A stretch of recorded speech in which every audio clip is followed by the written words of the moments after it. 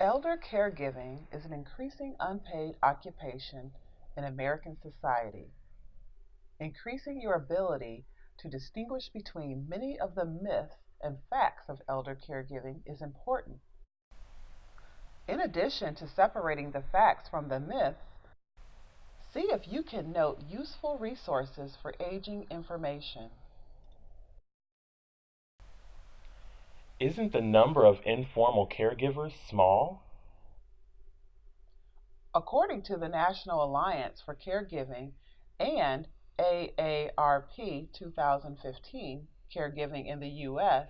report, 34.2 million adult Americans have provided unpaid care to an adult age 50 or older. In 1997, estimates using national survey data indicated that there were 27.6 million informal caregivers providing about 17.9 average hours of care per week. If these caregivers had been paid $9.23 per hour for their services, a rate falling between the minimum wage and the national hourly rate for home health aides, the economic value of their services would have been about $237 billion. Aren't there only a few million people over 65? The population of the United States is aging. In 2015 estimates, the older population numbered just over 43 million. The longevity revolution is characterized by a life expectancy of an additional 18.7 years for people who reach age 65 and almost 12 additional years for those who reach 75. Hasn't the number of elderly people remained constant? Baby boomers born between 1946 and 1964 will all reach age 65 in the year 2030. At that time, according to census data, the number of Americans 65 and over is expected to reach 70 million, or roughly 20% of the population. In 1900, the percentage of persons aged 65 and over was 4.1%. The population has tripled since then. Aren't most senior citizens disabled? The United States Census recorded that 36% of people aged 65 and over report some form of disability. That is just over 1 in every 3. It should be noted that reported disabilities may not impair activities of daily living, the measures of typical daily activities performed by adults. Don't caregivers usually take care of family? Or are friends a likely care recipient? All over America, families have taken on the responsibility of caring for those they love.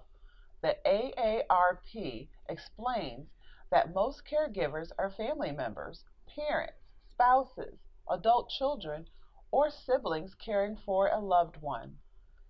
85% of caregivers take care of relatives. 15% of caregivers are not related to the care recipient by formal marriage or blood, but assume the roles and responsibilities that would traditionally be taken by family members. According to AARP NAC data, the average age of caregivers is 49.2 years old. Caregivers between the ages of 18 and 49 number 48% of the total, almost half of all caregivers.